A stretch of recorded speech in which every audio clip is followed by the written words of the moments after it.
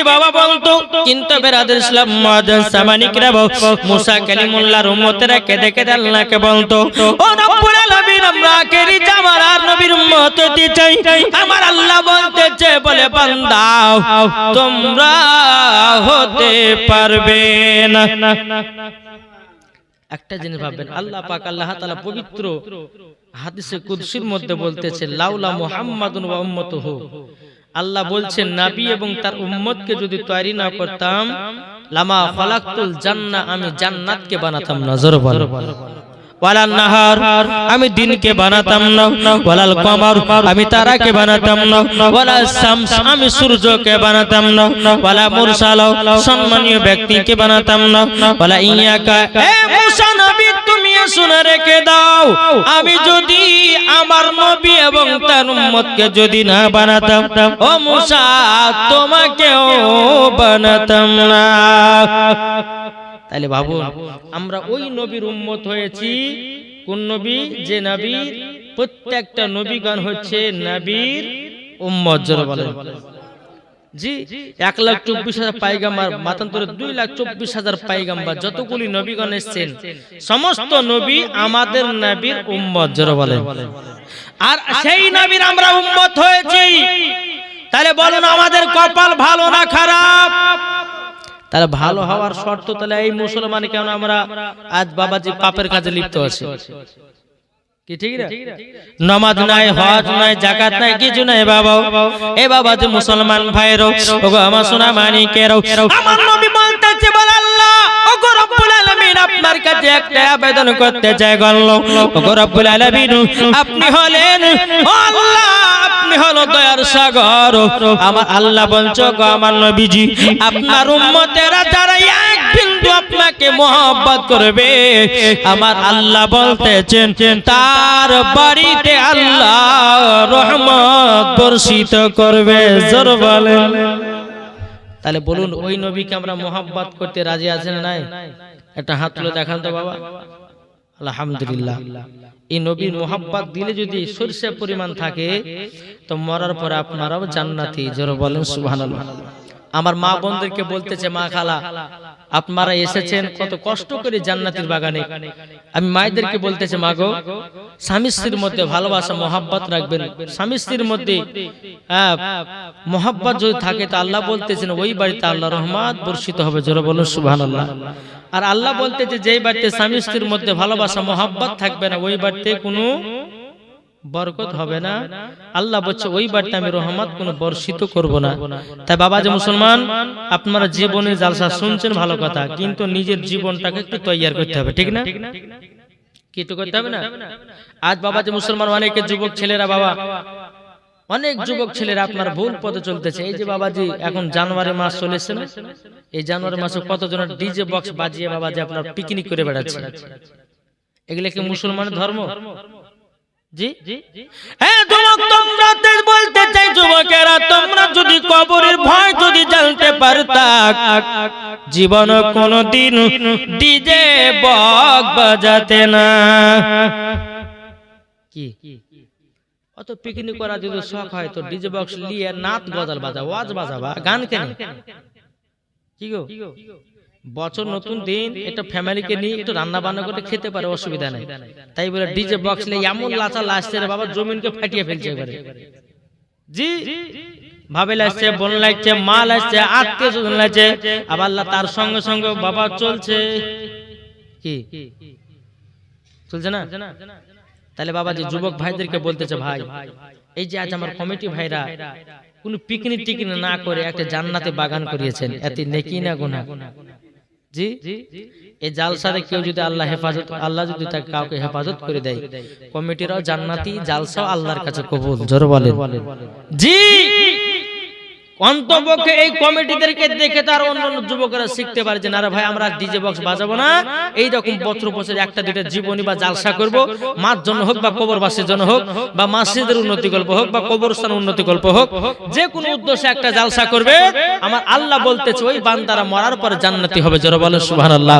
এক সুমাতে বেরাদার ইসলাম, ইসলাম ধর্মকে বাঁচিয়েছিল যুবক ছেলে, ইয়ং ছেলেরা। আর আজকালকার আমাদের যুবকেরা বাবাজি কি করতেছে? ইসলামটাকে বাবা নিচে নামাতেছে।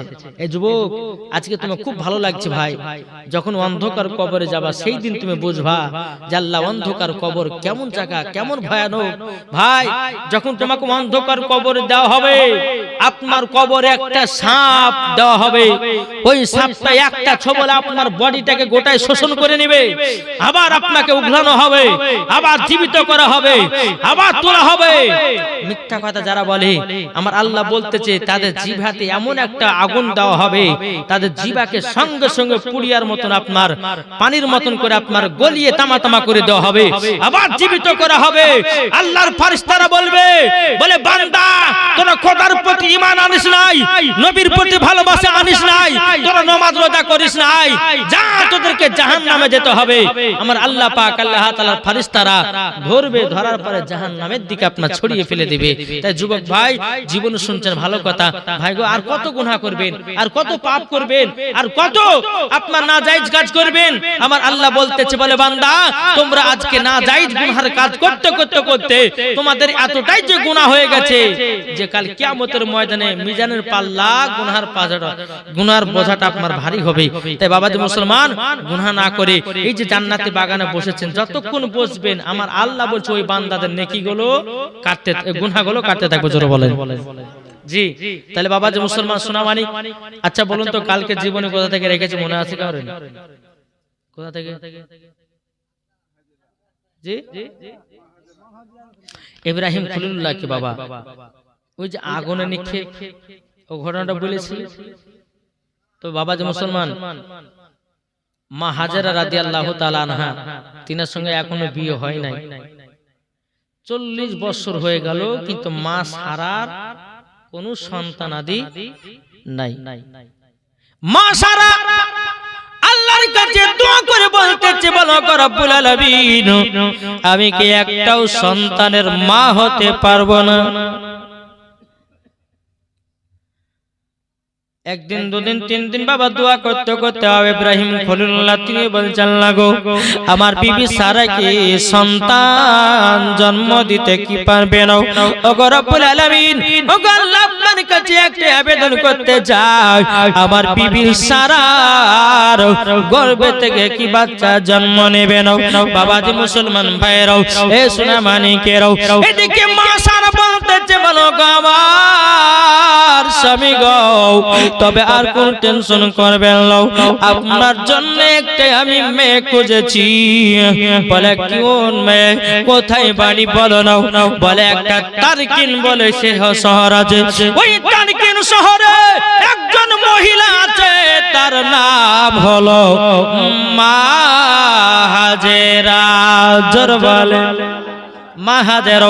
কিন্তু বাবা তারকিন শহরে একটা বিশাল বড় একটা বাদশা ছিল, এত বাবা চরিত্র খারাপ, এত তার নোংরা বদমাশ ছিল, যতগুলি সুন্দরী মেয়ে দেখতো ওই বাদশা ওই মেয়েটাকে নিয়েছে, সেই মেয়েটার সঙ্গে জিনা করত। ওই তারকিন শহরের যে বাদশা, আর চোখে যদি লেগে যেত এই মেয়েটাকে আমার লাগবেই, ধরে নিয়ে, এত তার বাবা চরিত্র খারাপ, তাকে ধরে নিয়েছে বেরাদ ইসলাম, তার সঙ্গে সহবাস করে মেয়েটার জীবনটাকে নষ্ট করতে। এইরকম বাদশা তারকিন শহরে ছিল। কিন্তু মা হাজেরা পর্দাওয়ালি, কোন সময়তে বেরোতো না। যে মা হাজেরা রাদিয়াল্লাহু তাআলা আনহা জীবনে কোনোদিন বেপর্দা হয়ে চলতো না। এই মা হাজেরা সবসময় আল্লাহর ইবাদতে পাগল থাকতো। আজকালকার আমার মা বোনদেরকে দেখা যায়, কিছু কিছু মা বোনদেরকে দেখা যায় এমন ভাবে চলতেছে বেরাদার ইসলাম, আজ এই মহিলাদের জন্য আজকে যুবক ছেলেরা খারাপ পথে যাচ্ছে কি যাচ্ছে না? কি গো যাচ্ছে না? জি, আমি মায়েদেরকে বলতেছে, মা সঠিকভাবে চলবেন, কোনো গুনাহ হবে না, কোনো পাপ হবে না। আমার আল্লাহ বলতেছেন ওই মহিলা যদি সঠিকভাবে দুনিয়াতে যদি চলে তো মরার পরে জান্নাতি জান্নাতি জান্নাতি। জোরে বলেন। এদিকে বেরাদার মা হাজেরা রাদিয়াল্লাহু তাআলা আনহা, বাবা তিনি একবার দুবার করে আপনার কি করলো, আল্লাহর ইবাদত করতে যায়। ওই যে তারকিন শহরের বাদশা বাবাজি মা হাজেরা একবার কিভাবে চেহারা দেখে নিল। ওই বাদশা কে তার সেনাবাহিনীদেরকে বললো, বলো গো বাদশা, তবে শোনো শোনো, এই বাদশা তোমার 2-3 দিন ধরে কথাবার্তা বলো না কেন? এখন বাদশা বলছে, এই সেনাবাহিনীরা গেছিলাম একটা ছোট্ট কোন ঘরে একটা মহিলাকে দেখার পরে আমার চোখের ঘুম যেন হারাম হয়ে গেছে। এখন সেনাবাহিনীরা বলতেছে, এ বাদশা বলো গো, এই বাদশা বলো কি করতে হবে? বলে ওই মহিলাকে ধরে নিয়ে আসতে হবে, জলদি করে আমার কাছে নিয়ে এসো। ওই মহিলাকে দেখার পর থেকে আমার চোখের আর কোনো ঘুম নাই। বাদশা বাবা এত খারাপ চরিত্র বাদশা ছিল বাবা, তার সেনাবাহিনীদেরকে বাবাজি আপনার জঙ্গলে আপনার মা হাজেরাকে ধরবার জন্য পাঠিয়ে দেওয়া হলো। পাঠিয়ে দেওয়ার পরে বাবাজি মা হাজেরা রাদিয়াল্লাহু তাআলা তিনি আল্লাহর কাছে দোয়া করছে, বলে আল্লাহ ইজ্জতের মালিক হলো তুমি, ইজ্জতের মালিক হলো তুমি। মা হাজেরা রাদিয়াল্লাহু তাআলা এরকম ভাবে আপনার দোয়া করতেছে। কিন্তু মা হাজেরার মা তিনি আপনার বাহিরে যেন কিসের কাজ করতেন ছিল। যখন বাদশার লোকগুলোকে দেখে নিয়েছে, এখন বেরাদার সবার হাতে একটা করে আপনার 3 সন্ধ্যা আছে, এক একটা হাতে যেন 3 সন্ধ্যা আছে বাবা। মা হাজেরার মা বলতেছে, বলে আল্লাহ গো আমার বিটিকে ধরবার জন্য তারা এসেছে নাকি? টিনার মা এসে বলছো, গো বিটি হাজেরা তুমি এদিক দিয়া জঙ্গল জঙ্গল এই দেশ ছেড়ে পালিয়ে যাও। বলে মা কেন, কি হয়েছে বলো। ওই তো পরশুদিন এক বাদশা আমাদের বাড়ির দিকে নজর দিয়েছিল, কিন্তু বিটি গো ওই বাদশার এত চরিত্র খারাপ, এত তার নজর খারাপ, একবার যদি কোনো ভালো মহিলার প্রতি যদি নজর লেগে যায় তাইলে পরে ওই বাদশা কাউকে ছাড়ে নাও। ও বিটি মনে হয় তার সেনাবাহিনীকে পাঠিয়ে দিয়েছে, জলদি করে যাও, যাওয়ার পরে এই গ্রাম ছেড়ে তুমি চলে যাও। এখন মা হাজেরা রাদিয়াল্লাহু তাআলা তিনি আপনার কি করলো, জঙ্গল দিয়ে বাবা যখন পালাতে লাগলো, দৌড়াতে দৌড়াতে বাবা ওই বাদশার লোকগুলো আপনার হাজেরার বাড়িতে ঢুকেছে, কিন্তু মা হাজেরাকে খুঁজে খুঁজে পায় না। বলে চলো জঙ্গল লোক ছেড়ে দাও, এখন হাজেরাকে ধরে নিয়ে গিয়ে আমাদের বাদশার কাছে হাজির করতে হবে। যদি হাজির না করতে পারি তাহলে আমাদের চাকরি সব বরবাদ হয়ে যাও। এখানে বাদশার সমস্ত সেনাবাহিনীরাও মা হাজেরাকে ধরবার জন্য বাবাজি সবাই চারিদিকে জঙ্গল দিকে আপনার ছুটে গেল। এখন মা হাজেরা মহিলা বাবাজি রাত্রে বেলা কত দৌড়বে, বাবাজি কোনো রাস্তা নাই, দৌড়তে যায় হুজুরকে আপনার জঙ্গল দিকে পড়ে যায়। মা হাজেরা বলছে, আল্লাহ ওগো রব্বুল আলামিন ইজ্জতের মালিক হলো তুমি, আল্লাহ ইজ্জতের মালিক হলো আল্লাহ তুমি, আমার ইজ্জতটাকে তুমি রক্ষা করিও। জোর বলেন। এখন সারা রাত্রি বাদশার লোকেরা জঙ্গলটাকে আপনার ঘেরা করে রেখেছে বাবা। মা হাজেরাকে জঙ্গলের ভিতরে বাবা যখন এসেছে, আসার পরে বেরাদার মা হাজেরাকে যেন ধরে ফেললো। এ হাজেরা তুমি এত আমাদেরকে জ্বালাও না কেন, চলো তোমাকে বাদশার কাছে হাজির করব। মা হাজেরাকে ধরে নিয়ে বাদশার কাছে চলে গেল। মা হাজেরাকে একটা ঘরের ভিতরে বন্দি করে রাখলো। এই বাদশাহ রাত্রে বেলা মহিলার ঘরে ঢুকবে, মা হাজেরার ঘরে ঢুকবে। মা হাজেরা দু চোখের পানি ঝরে কান্না করছে, আল্লাহ গো আল্লাহ ইজ্জতের মালিক হলো তুমি, এই লম্পট বাদশার কাছ থেকে আমার এই শরীরের হেফাজত করি আল্লাহ, আল্লাহ তুমি ছাড়া আমার কেউ নাই। জোরে বলেন সুবহানাল্লাহ। আর দেখবেন যে মহিলারা বাবাজি অন্তর থেকে খোদাকে ডাকে, আল্লাহ পাক আল্লাহ তাআলা ওই মহিলার ডাকে সাড়া দেবে না, দেবে না? ইনশাআল্লাহ দিবে। মা আমি আপনাদেরকে বলতে চাই সঠিক পথে চলবেন, আল্লাহ পাক আল্লাহ তাআলার কাছে দোয়া করবেন, আল্লাহ আপনার দোয়াকে আল্লাহ কবুল করবে। জোরে বলেন। এখন মা হাজেরা তিনি আপনার বসে বসে বসে আল্লাহর ইবাদত করতেছেন। গভীর রাতে যে বাদশা ঘরের ভিতর যেমন ঢুকেছে, মা হাজেরা বলতে জানলা গো আল্লাহ আমার ইজ্জতটাকে তুমি রক্ষা করিও। আল্লাহ গো এই বাদশার হাত থেকে যদি আমি বেঁচে যাই, আল্লাহ আমি এই গ্রামের দিকে থাকবো না, আমি অন্য এলাকার দিকে আমি চলে যাব। বেরাদুল ইসলাম মাদাল সামানিকরা এই সোনা মানিকেরাও আল্লাহ পাক আল্লাহ তাআলা বলছো হাজেরা তুমি চিন্তা করো না, তুমি আমার প্রতি বিশ্বাস করে তুমি দোয়া করতে যাও। এখন এই বাদশা যখন মা হাজেরার দিকে যখন হাত বাড়াতে যাবে, বাবাজি মুসলমান ভাইরাও, মা হাজেরা যেন আপনার ছোট ছোট ঘরের দিকে আপনার কোনার দিকে ছুটে যায়। মা হাজেরা বলছে, আল্লাহ আমার ইজ্জতের ক্ষমতা, আল্লাহ গো তুমি আমার ইজ্জতটাকে রক্ষা করিও গো আল্লাহ। এই বাদশার হাতে যদি আমার ইজ্জত চলে যায়, আমার মরা ছাড়া কোনো উপায় নাই। বাদশা ধরে কোনার দিকে পালিয়ে যায়, আবার কোনার দিকে পৌঁছায়, আবার মা হাজেরা কোনার দিকে পালিয়ে যায়, আবার মা হাজেরাকে ধরতে যায়, আর একটা ঘরের কোনার দিকে আপনার পালিয়ে যায়। এইরকম ভাবে নিয়ে বাবা যখন ছোড়াছড়ি করে, মা হাজেরা বলছে, আল্লাহ তুমি আমাকে হেফাজত করো, আল্লাহ ওই বাদশাকে তুমি ধ্বংস করে দাও।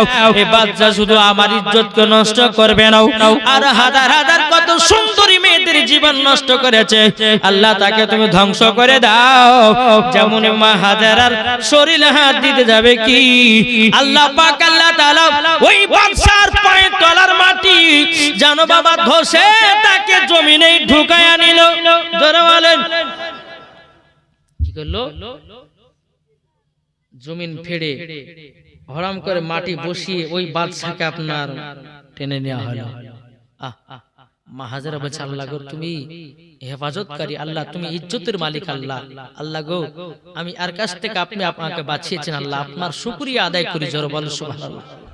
মা হাজেরা ওখান থেকে বেরিয়ে এসে বাবা যে টুকটুক করে জঙ্গল আপনার যেতে যেতে যেতে যেতে বাবা উঠে গেল কোথায়? হযরতে ইব্রাহিম খলিলুল্লাহর বাড়ি। জোরে বলেন সুবহানাল্লাহ। মা হাজেরার শরীরে কোনো ঠিকভাবে কাপড়, ছেঁড়া খোড়া কাপড়, বাদশা আপনার টেনে টেনে আপনার ধরেছে, জামা কাপড়গুলো ছিঁড়ে গেছে, এক জায়গাতে গুটি মেরে বসে আছে। ওই রাস্তা দিয়ে আপনার মা সারা চলে যাচ্ছে। মা সারা এখন বলতে যে কি ব্যাপার, এই বনটায় কোনাতে বসে আছে, কারো দেখি তো যায়। মা সারা বলতেছে, বলো বন গো, ও বন কি ব্যাপার, তুমি জায়গাতে গুটি মুটি হয়ে বসেছে কেন? মা হাজেরা দু চোখের পানি জড়াইয়া বলতেছে, বলো গো বন, আমি এক বাদশার কাছ থেকে পালায়া এসেছি। ওই বাদশা আল্লাহ পাক আল্লাহ তাআলা ওই বাদশাকে দুনিয়ার পৃথিবী থেকে ধ্বংস করে দিয়েছে। আমি ভাবলাম যে এলাকায় থাকবো না, দৌড়াতে দৌড়াতে আমি যেন এলাকার ভিতরে চলে এসেছি। এখন মা সারা বলতেছে, ও বোন তুমি এক কাজ করো, আমার বাড়ি গাড়ি টাকা পয়সার কোনো অভাব নাই, আমার বাড়ি গাড়ি কোনো জিনিসের অভাব নাই, তুমি আমার বাড়িতে চলো। মা হাজেরাকে নিয়ে বামাদি মা সারা বাড়িতে নিয়ে গেলেন। একদিন দুদিন তিন দিন পার হতে হতে বাবা এখন ইব্রাহিম খলিলুল্লাহ বলছে, এ বিবি সারা তুমি আমার বাড়িতে কাকে নিয়ে এসেছো? তখন বলছে, স্বামী গো ইনার কোনো বাড়িতে ইনার কোনো আব্বা নাই, ইনার কোনো মা নাই, মা ছিল, মা দুনিয়া থেকে বিদায় হয়ে গেছে, এখন তিনি একলাই অসহায়, তারই জন্য ওই মহিলাটাকে আমার বাড়িতে নিয়ে এসেছি। বলে তাই নাকি? বললাম একদিন দুদিন তিন দিন করে আপনার পার হয়ে গেল। পার হয়ে যাওয়ার পরে মা হাজেরা মা সারা বলতে চাল না গো, এখন যদি মা সারার সাথে যদি মা হাজেরার সাথে আমার স্বামীর বিয়েটা যদি দিয়ে দিই, হয়তো সন্তানের মা হওয়া যাবে। জোরে বলেন না সুবহানাল্লাহ। এদিকে বেরাদ ইসলাম মাদার সামানিকরাও, এদিকে মা সারা বলছো গো হাজেরা একটা পয়গাম নিয়ে এসেছি। বলে কিসের পয়গাম বলো না? তখন বলতেছে, বলো গো আমার বিবি, ও আমার বিবি, তবে শোনা গো ইনি তো মা হাজেরা। বললো হাও, ইনার নামই হলো হাজেরা। আচ্ছা বলো নাও। হ্যাঁ বিবি তবে শোনো, ওই হাজেরাকে যদি আমি বিয়ে করি তুমি কি রাজি হবা? জোরে বলো। মা সারা মনে মনে ভাবছিল যে এর সাথেই আমার স্বামীর বিয়ে দেব। আর এদিকে ইব্রাহিম খলিলুল্লাহ বলছে যে বিবি আমি যদি হাজেরাকে যদি বিয়ে করি তুমি কি রাজি হবা? বলে স্বামী গো আমিও তো মনে মনে ভাবছিলাম যে আপনার সাথে ইনার বিয়ে দেব, কিন্তু তার তো মতামত জানতে হবে, আমি একটু জেনে নিই তারপর আপনাকে পাকাপোক্ত খবর দেব। জোরে বলেন সুবহানাল্লাহ। এদিকে মা সারা কি করলেন, তিনি এক পা দুপা করে বাবাজি গিয়ে মা হাজেরার কাছে গেল। বলে হাজেরা শোনো, তোমার তো বিয়ের লাইফ হয়ে গেছে, তবে তোমাকে একটা বিয়ের পায়গাম দেব, তুমি কি রাজি হবা? বলে কিসে রাজি? বলে রাজি হলো এটাই, দেখো গো ওই যে ওই ঘরে আমার স্বামী থাকে, উনি হচ্ছেন আল্লাহর নবী ইব্রাহিম খলিলুল্লাহ। তিনি আমাকে বিয়ে করেছে, কোনো সন্তান আদি হয় না। আচ্ছা বলো, তুমি কি আমার স্বামীকে বিয়ে করবা? হাজার বছর তাই কখনো হয়? তুমি তো বিয়ে করেছো, আবার আমি আবার বিয়ে করব, এ কখনো হয়? বলে আমি মা সারা বলছে, আমি অর্ডার দিচ্ছি যে তোমার সাথে আমার স্বামীর বিয়ে দেবো। আজকালকে কোনো মা বোনেরা করবে? যতই বাচ্চা না হোক না কেন, তবুও বলবে যে স্বামী একটা বিয়ে করে, কথা কেউ বলবে না, বলবে বলবে না। বাবা যে মুসলমান ভাইয়েরা, এ সোনা মানিকেরাও, যখন বাবা যে কথা বলো, মা হাজিরা বলতেছে, বলো গো মা সারা, তবে শোনা গো, তুমি যা তোমাকে যেটা ভালো লাগে তুমি সেটাই করো। এখন বাবাজি এদিকে বোঝা গেল যে মা হাজেরা ইব্রাহিম খলিলুল্লাহকে বিয়ে করার জন্য রাজি হলো। এখন স্বামীকে বলছে, স্বামী গো কোনো টেনশন নয়, আপনি মা হাজেরাকে বিয়েটা করে নিন, আপনি হাজেরাকে বিয়ে করুন। বিয়ে যখন বাবা পড়ানো হয়ে গেল, হয়ে যাওয়ার পর বাবাজি মুসলমান ভাইরাও, এদিকে ইব্রাহিম খলিলুল্লাহ বাবা মা হাজেরাকে বলছো, বিবি হাজেরাও, ওগো বিবি হাজেরাও, আমার প্রথমকার স্ত্রীর কোন সন্তান আদি নাই, আমি একটা সন্তান নেওয়ার জন্য আমি তোমাকে বিয়ে করেছি গো হাজেরাও। তবে শোনো হাজেরাও, তুমি আমার বিবি আর তুমি হলো আমার স্ত্রী, তুমি আমার কথা মতো চলবাও আর আমিও তোমার কথা মতো চলবো, তাই নাকি বললেন? হাও। এদিকে মা হাজেরা রাদিয়াল্লাহু তাআলা নাও, এরকম স্বামীর সঙ্গে বাবা ভালোবাসা মহব্বত বাবাজি টুক টুক টুক টুক করে আপনার চলতে আছে রে বাবা। চলতে চলতে মা হাজেরা রাদিয়াল্লাহু তাআলা আনহা বাবাজি কিছুদিন পর পেটে জানো বাচ্চা আসলো, জোর বলে কিছুদিন পর মা হাজেরা গর্ভে বাচ্চা। কত আনন্দ, কত ফুর্তি। ইব্রাহিম খলিলুল্লাহ বলতেছে, আল্লাহ আমি সন্তানের বাবা হব। কত আনন্দ। দেখবেন কোন মার যখন সন্তান নাই বা কোন ভাইয়ের যখন সন্তান আদি হয় না, তো কত যে কষ্ট হয় রে বাপ, সে ছাড়া কেউ আর জানে না, নাকি বলছে? জি, বহুত দিন পর 40 বছর পরে একটা সন্তান মুখ দিতে, অথচ অন্য বিবির গর্ভে থেকে। মা হাজেরা বলতেছে, আল্লাহ আল্লাহ গো, আমার স্বামীর মুখে একটু হাসিটা ফুটেছে, এই সন্তানের জন্য মুখটা এত ভারী হয়েছিল, এখন দ্বিতীয় নম্বর স্ত্রী গর্ভেতে বাচ্চার গর্ভ এসেছে। দুনিয়া থেকে বাবা দিনের পর দিন যায়, রাতের পর রাত আসে, মা হাজেরার সেবাও করে। ইব্রাহিম খলিলুল্লাহ তিনি কি করেন? তিনিও আজ মা হাজেরার সেবা করে, মা হাজেরার স্বামীর সেবা করে, কোনো ভুল নাই, কোনো ত্রুটি নাই, জোরে বলে সুবহানাল্লাহ। এইরকম ভাবে বাবা দিন যায় রাত আসে, বেরাদার ইসলাম মুআজ্জাজ সামানি কেরাম, এখন মা হাজেরার গর্ভে থেকে বাবাজি পুত্র সন্তান জন্ম নিল, তিনার নাম হলো হযরত ইসমাঈল, জোরে বলেন না সুবহানাল্লাহ। এত দেখতে সুন্দর, এত দেখতে সুন্দর ইব্রাহিম খলিলুল্লাহ, জানো বাবাজি ইব্রাহিম খলিলুল্লাহ ইসমাইলকে নিয়ে এত আদর সহগ করে, এত আদর সহগ করে। বেরাদার ইসলাম মুআজ্জাজ সামানি কেরাম, মা সারা বলছে, বলে আল্লাহ আমার স্বামী এত সন্তান লালিত ছিল, আল্লাহ গো আমার সন্তান হবার পরে, মা হাজেরার গর্ভে থেকে বাচ্চাটা হওয়ার পরে আমার স্বামীর মুখের হাসিটা দেখতে পেলাম, জোরে বলেন না সুবহানাল্লাহ।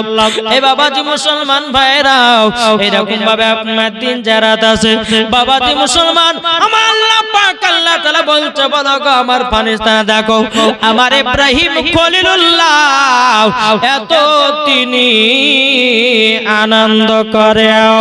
ইব্রাহিম খলিলুল্লাহ বলতেছে, ও বিবি হাজেরা গো, তবে শুনে রাখো, তোমাকে একটা কথা আমি বলে দিই, ওগো আমার বিবি হাজেরা, তুমি আমার জীবন সঙ্গিনী, জোরে বলেন না সুবহানাল্লাহ। এইরকম ভাবে ভাবে দিন যায় রাত আসে এদিকে বেরাদুল ইসলাম মুআজ্জাজ সামানিক রাব আমার আল্লাহ পাক আল্লাহ তাআলা বলতাছে ও আমার ফেরেশতারা দেখো ইব্রাহিম খলিলুল্লাহ কত আনন্দ আল্লাহ পাকের ফেরেশতারা বলছো গো আল্লাহ ওগো আল্লাহ ইব্রাহিম খলিলুল্লাহ নিজের সন্তানকে পেয়ে আপনার ইবাদত করা মনে হয় ভুলে গেছে আমার আল্লাহ বলছে ফেরেশতা না না না আমার কখনো ইব্রাহিম খলিলুল্লাহ আমার ইবাদত ভুলে যেতে পারে না এই আমার কিতাবের মধ্যে পাওয়া যায় 200 বছর ধরে আল্লাহ পাক আল্লাহ তাআলা শুধু ইব্রাহিম খলিলুল্লাহকে বাবা শুধু পরীক্ষায় দিতে হয়েছে কত বছর 200 বছর ধরে শুধু পরীক্ষা জি আর আমাদেরকে যদি একটা যদি পরীক্ষা করে আল্লাহ যদি আমাদেরকে একটা পরীক্ষা করে তার দিতে পারবে আর যা বলে নামাজ পড়তে বলবে না জি পরীক্ষা আল্লাহর বহুত রকমের হয় অনেক মানুষ বলে যে হুজুর আমি নামাজ পড়ছি আমি কোরআন পড়ছি আমার বাড়িতে অসুখ আমার বাড়িতে বিমার আমার বাড়িতে সব বলে না আল্লাহকে দেখতে পেয়েছে না হ্যাঁ হুজুর ওরা নামাজ পড়ছে না আর আমি নামাজ পড়ছি ওরা 3 তলা বাড়ি করছে আর আমি ফুকরে করে হয়ে থেকে গেলে আরে পাগলা ওইটাই তো আল্লাহর পরীক্ষা কি ঠিক না দুনিয়াতে যে রাজ করবে সে কখনো মরার পর রাজ করতে পারবে না আর দুনিয়াতে যে কষ্টতে থাকবে মরার পরে সে রাজ করবে জোর হবে না সুবহানাল্লাহ আল্লাহ বলতেছে আমি গরিবকে বড়লোক বানাতে পারি আর বড়লোককে গরিব বানাতে পারি আমার আল্লাহর ক্ষমতা আছে না নাই একটু জোরে বলেন ইনশাআল্লাহ আল্লাহর ক্ষমতা আজ আল্লাহর সঙ্গে যদি কেউ পাল্লা দেয় দুনিয়াতে টিকতে পারবে জি পারবে না আজ আপনি দেখেন বাদশা নমরুদ আল্লাহর সঙ্গে পাঙ্গা দিয়েছে ধ্বংস হয়ে গেল বাদশা ফেরাউন আল্লাহর সঙ্গে পাঙ্গা দিল ধ্বংস হয়ে গেল আপনার কিনা নবীর জামানাতে আবু জাহেল আল্লাহর সঙ্গে পাল্লা দিল ধ্বংস হয়ে গেল এই তো মোদি চাচা হ্যাঁ গো এ তো মোদি চাচা এ তো অমিত শাহ গুখাকে যায় তারা কি ঠিক না জি ইয়ারা বলছে এক কানা বলছে হ্যাঁ বলছে মুসলমান কি বলছে এই ভারতবর্ষকে হিন্দু রাষ্ট্র বানাएंगे কানা নিজে চোখে দেখতে পায় না আবার ও বলছে যে হিন্দুস্তান বানাएंगे ওরে বাবা রে বিশাল ব্যাপার আরে তোর মতন কত হাজার কুকুরি করে আসলো গেল আজ পর্যন্ত কেউ ইসলাম মিটাতে পেরেছে একটু জোরে বলেন কেউ পেরেছে এই আপনাদের জোর নাই মুখে ইসলামের জন্য হাত উঠবে না বলেন ইসলাম ধর্মে কারোর ক্ষমতা আছে ধ্বংস করার একটা হাত তুলে দেখান কেউ ধ্বংস করতে পারবে না কাল কিয়ামত পর্যন্ত ইসলাম ধর্মে আছে থাকবে এটাই হচ্ছে মুসলমানদের পরিচয় কাল কিয়ামতের ময়দানে এই মুসলমানেরা জয় হবে জোরে বলেন নাকি বলছে না হলে পরে কানা দেখতে মানে বলছে হিন্দু বলছে মুসলমানকে যে ভারতকে যে হিন্দু রাষ্ট্র বানাएंगे ওরে বাবা রে আর বাপের মনে হচ্ছে দেশ আর এই দেশ হচ্ছে খাজা মঈনুদ্দিনের কি কই ঠিক কিনা বলে হ্যাঁ ইয়ারা বলতেছে বলছে আমাদের দেশ আমরা সব হিন্দু বানাবো মুসলমানকে বাড়িয়ে বলছে পাঠাবো হেতে হ্যাঁ এই বাংলাদেশে হ্যাঁ বাবা যে মুসলমান আমার খাজা গরিবের নামাজ যদি ভারতবর্ষতে না আসতেন বাবা যে মুসলমান তারা আমরা সকলেই বেঈমান হয়ে দুনিয়া থেকে মারা যেতাম ঠিক না জি বেরাদুল ইসলাম মুআজ্জাজ সামানিক রাম তা আপনাদেরকে বলতে চাই এটাই বিশ্বাস রাখেন ওই আব্রাহা বাদশা কাবা ঘরকে ধ্বংস করার জন্য গেছিল এই ঘটনা শুনেছেন না শুনেননি শুনেছেন না জি আব্রাহা বাদশা গেল কাবাকে ধ্বংস করার জন্য আবাবিল পাখি মুখে একটা করে পাথর পায়ে দুটো করে পাথর সরষের দানার মতন দেখতে পাথর একটা করে পাথর ফলে সমস্ত সেনাবাহিনী ধ্বংস হয়ে যায় বাবাজি মুসলমান আমাদের কাবা ঘর আজও পর্যন্ত আছে কাল কিয়ামত পর্যন্ত থাকবে জোরে বলেন আমার আল্লাহ কালকে আমি বলেছি তিনটা জিনিসের হেফাজতকারী কে এটা জোরে বলেন না আমার আল্লাহ তাহলে আমার আল্লাহ যদি তিনটা হেফাজতকারী হয় এই তিনটার প্রতি যে লাগতে যাবে বাবা সে ধ্বংস হবে দেখেন একটা ওই তুর্কিস্তানের একজন বাদশা মানে আপনার ওই বাদশা ও বলছে যে আজ প্রমাণ করব যে কোন কিতাবটা সত্য রামায়ণ এসেছে কুলকি কোরআন তারপরে মহাভারত তারপরে বাবা যে রামায়ণ বেদ সব কিতাবগুলো গেছে আমাদের কোরআন এসেছে এখন এক জায়গায় আগুন জ্বালিয়েছে, হ্যাঁ আগুন জ্বালিয়েছে, বেদের পাতা ছিল, আগুন দিল বাবা পড়ে গেল। কলকি কোরআনে পাতা ছিল, আগুন দিল বাবা পড়ে গেল। বাবাজি রামায়ণের পাতা ছিল, আগুন দিল পড়ে গেল। বাবাজি মুসলমান ভাইয়েরা সোনা মানিকেরাও, যাদের যতগুলি কিতাব ছিল সমস্ত আপনার কিতাবের পাতা করে দিল, সব পড়ে গেল। এখন আমাদের পবিত্র কোরআন যেমন পাতা ছিঁড়ে আগুনে দিতে যাবে, কি সঙ্গে সঙ্গে ওই বাদশার গায়ে আগুন ধরে গেল। মানুষ বুঝলো না রে, ইসলাম ধর্ম হলো সত্য, কোরআন হলো সত্য, এই মুসলমানদের সঙ্গে লাগা যাবে না। ও ভাই একটা চিন্তা করবেন, কারবালার ময়দানে ইমামে হোসাইন একা যুদ্ধ করেছে, আর ইবনে জিয়াদের লোক হলো 22,000 সৈন্য। আমার ইমামে হোসাইন বলেছিল, ওরে ইয়াজিদের লোকেরা শোন, আমার নানার কাছে যদি আমি আবেদন না করতাম, আমি ইমামে হোসাইন একলাই 22,000 সৈন্যদেরকে কলা গাছের মতো পেড়ে ফেলতে। শুধু ইমামে হোসাইন ইসলামকে জিন্দা করার জন্য, কারবালাকে জিন্দা করার জন্য, কোরআনকে জিন্দা করার জন্য, হাদিসকে জিন্দা করার জন্য বাবাজি তিনি কারবালাতে শহীদ হয়েছে।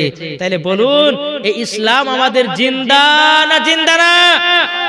এখনো পর্যন্ত আপনি প্রত্যেকদিন মুহররম মাসের 10 তারিখে বেরাইছিলাম, আজ থেকে বেরা 6 থেকে 7 বছর আগে মুহররম মাসের 10 তারিখে আপনার ইউটিউবের মধ্যে সার্চ করে দেখবে ব্লাড ইন কাবা, ইউটিউবের মধ্যে সার্চ করবেন ব্লাড ইন কাবা বলে সার্চ করবেন। কাবা শরীফের পাশে বাবাজি তাজা তাজা রক্ত বাড়িয়েছিল, সে রক্তটা ছিল হযরত ইমাম হোসাইনের। জোরে বলে জি। তাহলে বাবাজি মুসলমান, ইসলাম ধর্ম সত্য না মিথ্যা? আমি পবিত্র কোরআন থেকে বলেছিলাম, ইন্না দীন ইনদাল্লাহিল ইসলাম, ইসলাম ধর্ম আল্লাহর কাছে পছন্দনীয় ধর্ম, এর পরে কোনো ধর্ম নাই। হ্যাঁ, আরে কানা বলছে যে মুসলমানকে তাড়িয়ে বলছে হিন্দু রাষ্ট্র বানায়েঙ্গে, আর বাপের দেশ আর আব্বার দেশ নিজে তৈরি করেছে। হ্যাঁ, আল্লাহ হচ্ছে জমিনের মালিক, হ্যাঁ তারপর জমিনের মালিক হচ্ছে আল্লাহ, আসমানের মালিক হলো আল্লাহ, পানির মালিক হলো আল্লাহ। নাকি বলছে? আরে বলছে যে মুসলমানকে তাড়াएंगे না, ও হিন্দিও বলতে পারছে না গো।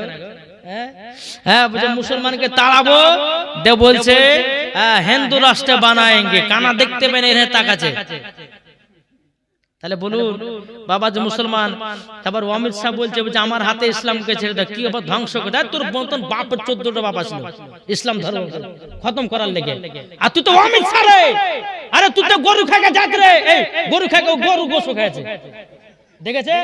আর আবার এদিকে তলতাল বলছে যে গরুর গোশ খাওয়া যাবে না, বলছে মাকে কি জবাই করা যায়, আবার আপনার গরুর গোবর খাচ্ছে, দেখেছেন? আপনার মুসলমানদের প্রতি কত অত্যাচার। মুসলমানকে দেখছে যারা দাড়িওয়ালা, তাদেরকে বাবা দেখছে, দেখার পর দাড়ি মানে ছিঁড়ে ফেলছে, বলছে জয় শ্রীরাম বল, এটা বল সেটা বল, না বললে পরে এমন পিটা পিটছে বাবা, রক্ত মুক্ত বাইর করে দিচ্ছে। তো বাবা যে মুসলমান দেখেন, কিছুদিন আগে আমি বসন্তপুরে এফআর কি এটা কি বার হয়েছিল না, এসআইয়ের জন্য কি মানে কিছু ভুল হয়ে গেছিল, তো আমাকে ফোন করে আপনার ভোটার কার্ড প্যান কার্ডটা নিয়েছেন। তো গেলাম, তো যাওয়ার পর আমি আমি যে পাসপোর্ট করতে বাংলাদেশে জালসা করতে যাবো ভাবছি, তো আমার পাসপোর্ট হয়েছে না, বলছে কেন হয়েছে না? ওই ব্যক্তিটা বলছে কেন হয়েছে না? তার বললেন না, গেলাম তো যাওয়ার পরে বললাম যে কি কি লাগবে কাগজ, বলছে আপনাকে আপনার 1971 সালের জমির দলিল লাগবে। তারপর হচ্ছে 1971 কি 72 সালের ভোটার লিস্ট লাগবে বলেন। তাহলে এটা কেমন পাকা মনে জি? তা আমি বলেছি রাগ করে ভোটার আপনার ওই পাসপোর্টও করতে যায়নি। এখন ওই লোকটা বলছে যে মৌলভী সাহেব যদি বাইরে যান তো দাড়ি মারি ছেটে যায়, যে কেন গো দেখতে পেয়েছেন না মুসলমানদের কি অবস্থা করছে, যার মুখে দাড়ি থাকছে তাকে বেশি মারছে। আমি যে ভাই শুনেন, মরে যাবো তা ভালো, কিন্তু নবীর সুন্নাতকে ছাড়বো না। নাকি বলছে জি? এই নবীর সুন্নাত বাবাজি মুসলমান, আল্লামার নবী বলতেছেন যাদের মুখে নবীর সুন্নাত থাকবে তাদের জীবনে যৌবন কাল কমবে না। জোরে বলো সুবহানাল্লাহ। জি এই যুবক ভাই একটা কথা বলি, যে দাড়ি ভাবছেন যে আমাদের বাইরে কাজে যেতে হয়, আমাদেরকে মেরে ফেলবে, এটা যদি ভাবেন তাহলে জানতে আপনার ইমানের ভিতরে ঘাটতি আছে। আর মরতে একদিন হবে। আমি একটা কথা আপনাদেরকে বলি, কি বলি? একটা কথা আপনাদেরকে বলি যে ভাই 50 বছর বেঁচে থেকে কোনো লাভ নাই, 1 ঘন্টা সিংহের মতো বাঁচো, এটাই হচ্ছে তোমার কাছে জান্নাতের পথ। কি ঠিক না? আসুন বাবা একটু বুঝেন, ইসলাম ধর্মে সব কিছুই সত্য। আল্লাহ পাক আল্লাহ তাআলা সকলকে নবী মুস্তাফার গোলাম আসিফ বানায় নাই। আমি যুবক ভাইদেরকে বলো, ভাই এই ভাই তোমরা দাঁড়িয়ে না থাকতে ভিতরে আসো না, এবার সব পালিয়ে যাবে, দেখবে সবাই পালাবে। চলে শোনো, যারা দাঁড়িয়ে আছে বেকার লিহরে না দাঁড়িয়ে ভিতরে চলে এসো তো। হ্যাঁ বসো, হ্যাঁ যারা দাঁড়িয়ে আছো চলে এসো। এবার দুপুর আল্লাহুম্মা